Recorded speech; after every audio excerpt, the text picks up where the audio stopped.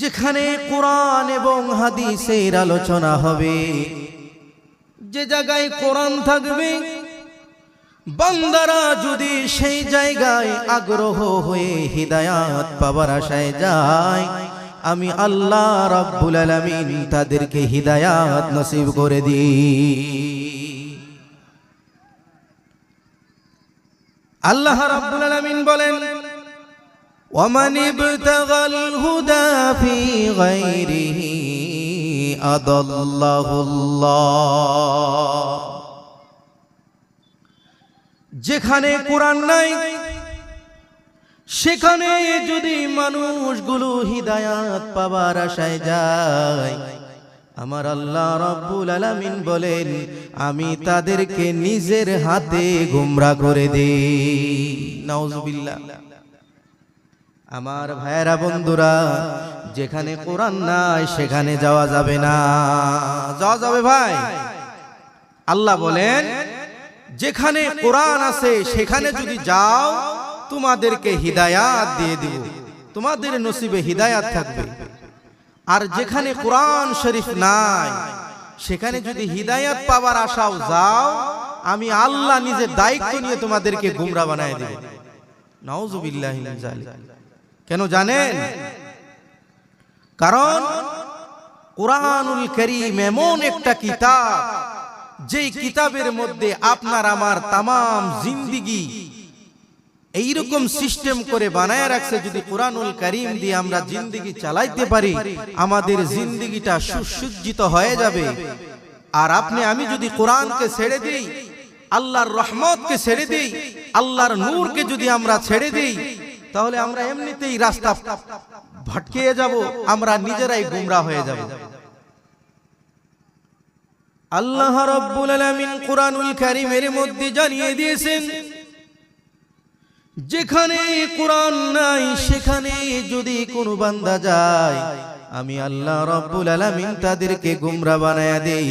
কারণ কোরআনুল কারীম মানুষদেরকে হিদায়াত করার জন্য দিয়েছি।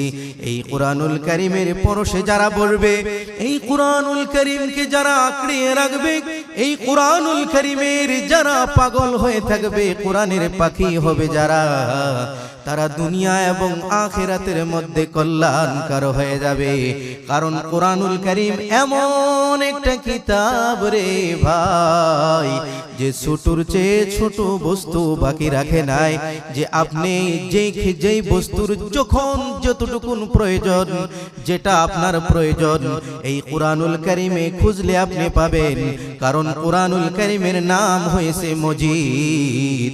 যে শব্দ দিয়ে আল্লাহ বুঝাইতে চায়, এটা হয়েছে নতুন।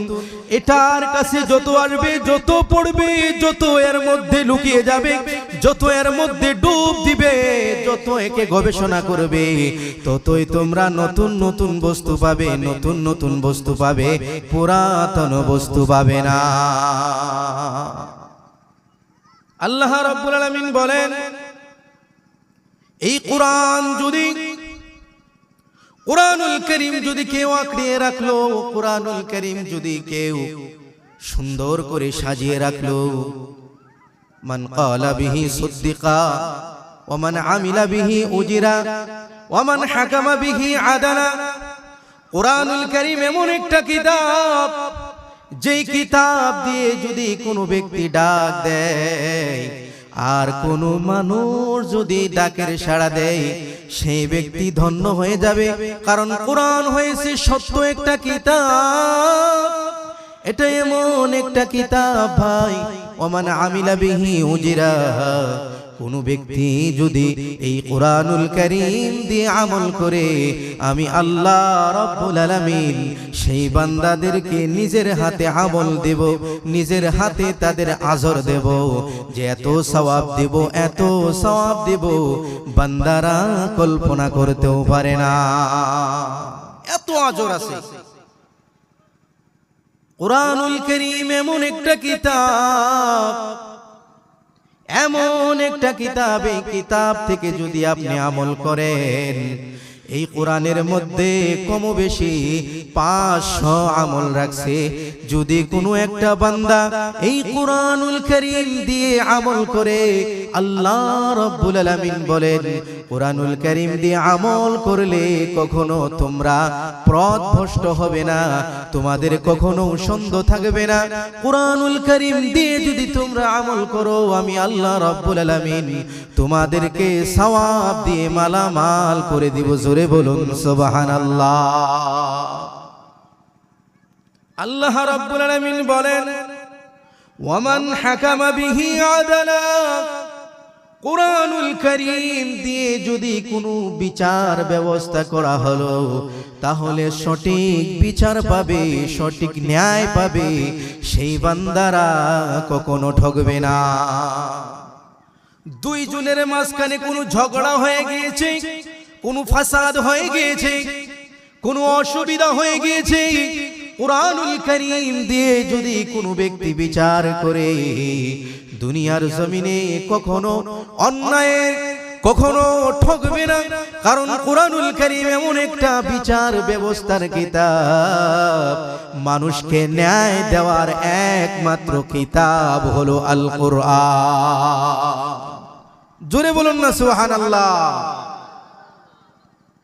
এটাই এমন একটা কিতাব আমার ভাইরা বন্ধুগণেরা, কোরআনুল কারীম এমন একটা কিতাব যেই কিতাবের মধ্যে আপনাকে জান্নাতে নেওয়ার জন্য লিতুখরিজান নাসা মিনাজ যুলুমাতি ইলান নূর, আপনাকে আপনি যে অন্ধকারের মধ্যে আছেন এই অন্ধকার থেকে আপনাকে আলোর দিকে নিয়ে আসার জন্য কোরআনুল কারীম দুনিয়ার জমিনে আসছে।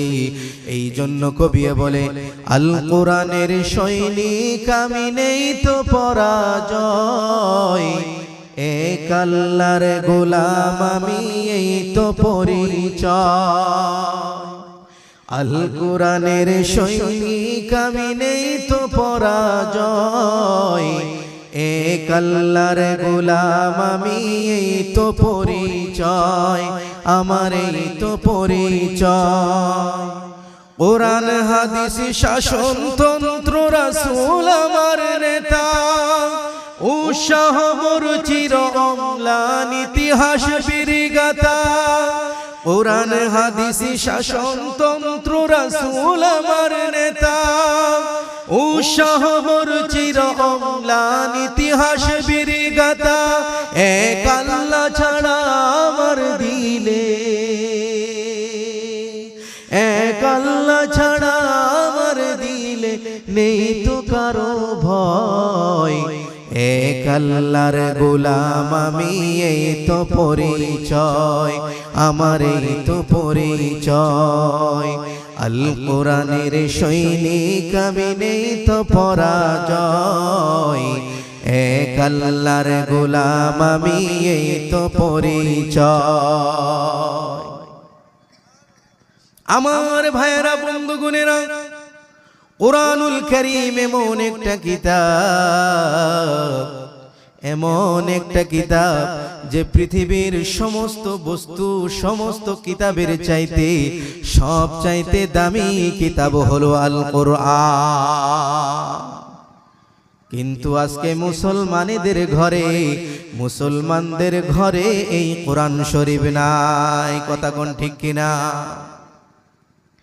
আজকে মুসলমানের ঘরের মধ্যে দামি দামি টিভি পাওয়া যায়, লক্ষ টাকা 1.5 লক্ষ টাকা দামের মোবাইল পাওয়া যায়, কিন্তু 200 থেকে 250 300 টাকার কোরআনুল কারীম এই কিতাব ঘরে পাওয়া যায় না। যার কারণে আজকে মুসলমান লাঞ্ছিত, বঞ্চিত, নিপীড়িত, নিষ্পীড়িত, অন্যায় অত্যাচার আজকে মুসলমানের উপর হয়। আজকে কত নন মুসলিমরা মুসলমানদেরকে এমনি ভাবে পিটাই করতেছে। যদি আপনি কোরআনুল কারীম দিয়ে এবং হাদিসের চক্ষু দিয়ে যদি আপনি তাকিয়ে থাকেন, আপনি যদি দৃষ্টিভঙ্গিতে দেখেন, তাহলে দেখবেন পৃথিবীর যে যেই জায়গায় যান না কেন, যেই প্রান্তেই যান না কেন, মুসলমান হয়ে গেছে আজকে জাতির ফুটবল, দেশের ফুটবল হয়ে গেছে মুসলমান। ইউরোপে যান, আমেরিকায় যান, থাইল্যান্ড যান, মালয়েশিয়ায় যান, আপনি যেখানেই যান না কেন, বাংলাদেশ থেকে নিয়ে ভারতবর্ষ পর্যন্ত এবং কি আমাদের আসামের পরিস্থিতি যদি আমরা দেখি, তাহলে নিজেই অনুভব করতে পারি মুসলমান কত অধগতি। কথা কোন ঠিক কিনা? মুসলমানের অধগতি হচ্ছে কি হচ্ছে না ভাই?